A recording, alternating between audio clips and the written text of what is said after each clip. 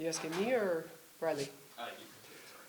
Well, Mia's a bucket. She's a human bucket. She just can't get in foul trouble. She only played 20 minutes tonight, so she's always like that. So, I mean, everybody trusts her to get the ball. Everybody trusts her to finish and score on that low block. I mean, I thought she personally got fouled a bunch, so she probably could have got some more and ones, but yeah, that really hurt us tonight, her not being in. She only played, 21 minutes.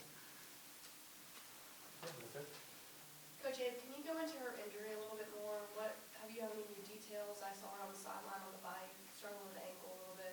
Yeah, I think the kid undercut her and she came down on her foot when she was fading.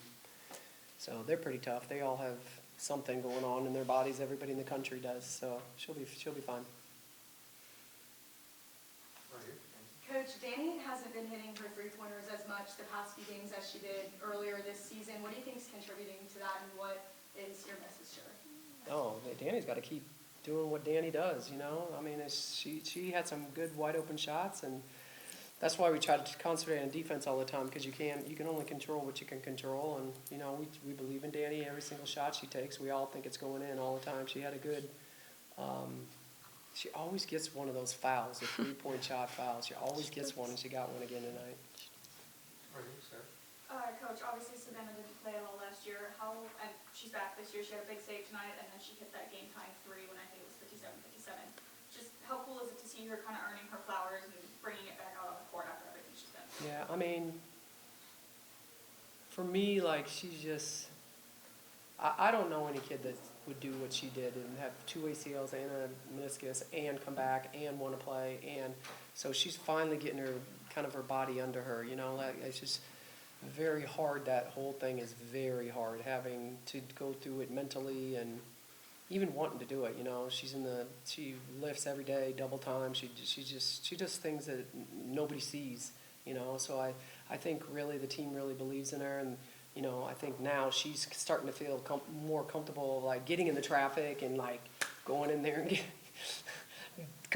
and diving after loose balls and stuff. So I mean, I think tonight she played a really good game. Had 2 offensive rebounds against these monsters and 3 defensive rebounds. So I mean, you know, that was big for her.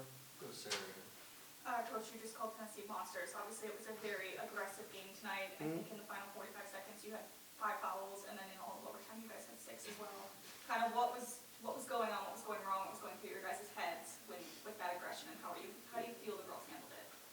Well, first of all, I don't make the money they're making to make the calls. I wish I did, but I think more that, you know, down the stretch. I don't know if it was our first overtime we've ever played in.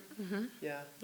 No. I don't know. Second. You guys Second. We played overtime against A&M. Yeah. So I mean, I thought. I mean, I just thought, you know, down the stretch they got some better calls than us, pretty much. But I was really impressed with Trinity and our guards, because they pressed the whole game all the time, and they took it off because Trinity and Riley and Danny and Angie were breaking it easy, so they really just took it off.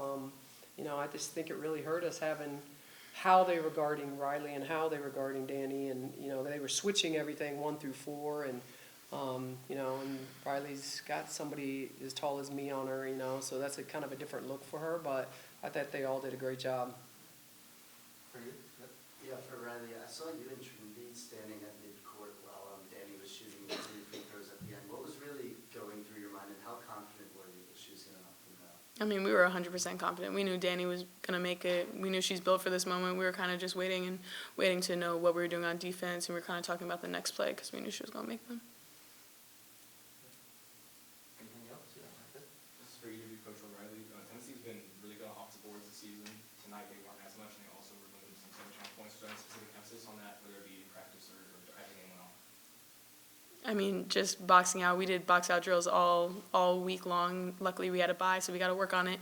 And we just locked in, and we were tougher. So I think we just went out there and tried to box out and do our jobs, and just know that they're taller and stronger, at least for me. So I just have to go out and be physical. Well, they're 8th in the country in offensive rebound, so we had to concentrate on that, and you know, yeah, we did box out drills forever. I just think in the SEC you gotta get stops and you gotta make shots, but we're young, we had a bunch of sophomores and juniors and freshmen on the floor, and they have upperclassmen, and I think that we're going to go through our licks already. We've gone through a lot of licks, and we've learned a lot of different situations, and so hopefully this team that we had today with these upperclassmen, they'll come ready for our next game.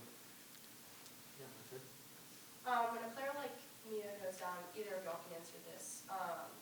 Your team just seems to have an ability to just never quit and keep competing. How proud of you guys are?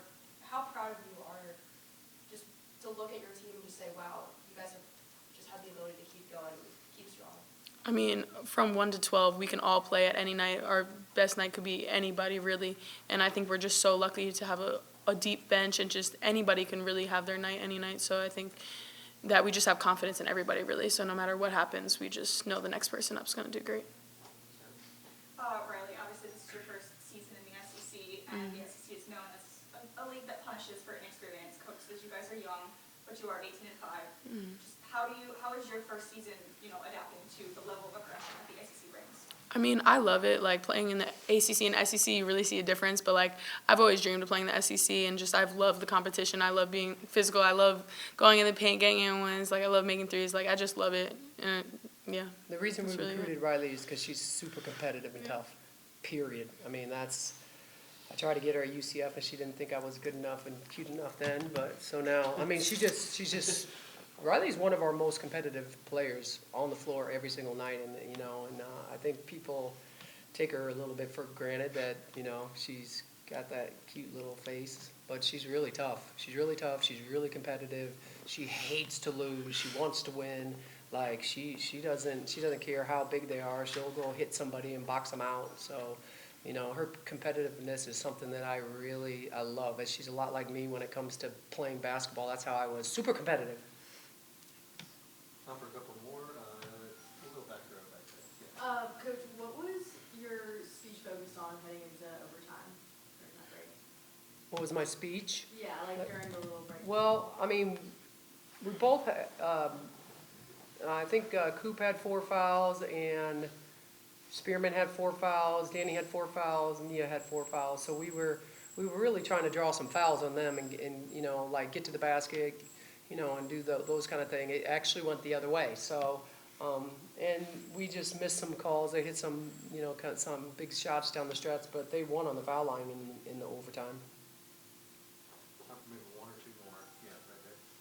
You just touched on your team being young and still up and coming. How do games like this shape where you think this team is headed, especially when you get to push a team like Tennessee to overtime? How does it what? How do games like this shape where you think your team is headed? Oh, that'd be a great question for her. I mean, it just gives us confidence, really. Like, we wish we could have pulled it out. We wish we did a couple more things to win the game. But, I mean, we've had confidence all year. Every game we lose, we're like, we could have got it. We could have got it. So I think we just keep building and building, and we know we're going to get the big ones. All right, one more question, front row. Yeah. Coach, you just talked about the importance of drawing fouls and free throws, and you guys did see a lot of success, 21 for 25, and Yep. Riley, you went 4 for 5, and Danny 11 for 12. So how important is that for y'all, and how much do you guys practice at the line of practice? All the time. Or we just get it in our free time. We practice free throws, so I think we've gotten a lot better at it. I just think you have to draw fouls in this league. Yeah. You got to draw fouls. I mean, that's the easiest way to get a bucket. We're good free throw shooters. Obviously, we're 21 for 25. That's one of our things we try to do. Really, the first 5 minutes of the game and the first 5 minutes of the third quarter going out there, try to draw fouls, and especially the first 5 minutes of the game, you want their best players in foul trouble, right? So that we really try to be aggressive, like try to do downhill plays, and like just get fouls, because when we're on the foul line, I mean, we do a really good job of, now we do, because we do a lot of free throws.